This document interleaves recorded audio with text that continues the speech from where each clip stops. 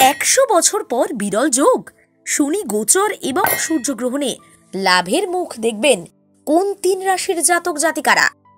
জীবন থেকে কাটবে অন্ধকার, শুরু হবে গোল্ডেন টাইম। জ্যোতিষ মতে 2025 সালে অন্যতম দুর্লভ এবং শুভ যোগের সৃষ্টি হতে চলেছে। এর প্রভাব পড়তে চলেছে মানব জীবন এবং দেশ দুনিয়ার উপর। এই প্রসঙ্গে জ্যোতিষী হিতেন্দ্র কুমার জানাচ্ছেন, আগামী বছর 2025 সালের মার্চ মাসে শনি কুম্ভ থেকে বেরিয়ে মীন রাশিতে প্রবেশ করবে। এই সময় আংশিক সূর্যগ্রহণ হতে চলেছে, ফলে শনি গোচর এবং সূর্যগ্রহণ দুটো একসঙ্গে হবে। এতে বেশ কিছু রাশির জাতক জাতিকাদের জীবনে আকস্মিক ধনলাভের সম্ভাবনা রয়েছে। তাহলে কোন কোন রাশির ভাগ্য সৌভাগ্যে পরিণত হতে চলেছে দেখে নেওয়া যাক। মিথুন রাশি।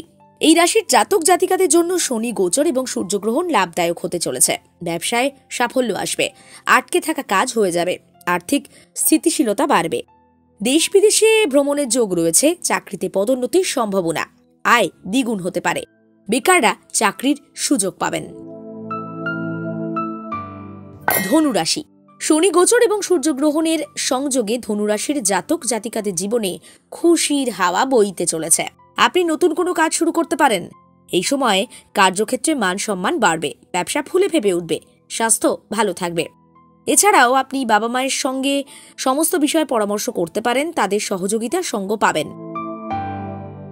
অনেকদিন ধরে ভেবে আছেন কোনো কাজ করবেন, আটকে রয়েছে, সেটা হয়তো পূরণ হয়ে যাবে। এবং সবশেষে বলি মকর রাশির কথা। শনি গোচর এবং সূর্যগ্রহণের ফলে আপনার জীবনে সুখের সময় আসছে। এই সময় পুরনো বিনিয়োগ থেকে লাভ পেতে পারেন, পৈতৃক সম্পত্তিও পেতে পারেন।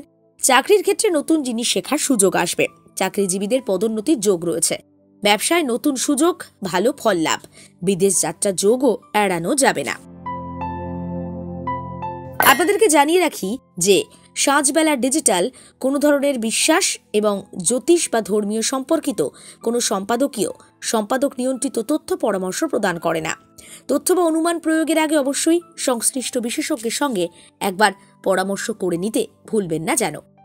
নতুন বছর প্রত্যেকটা দিন শুভ হোক প্রত্যেকের জন্য, এই আশা রাখি।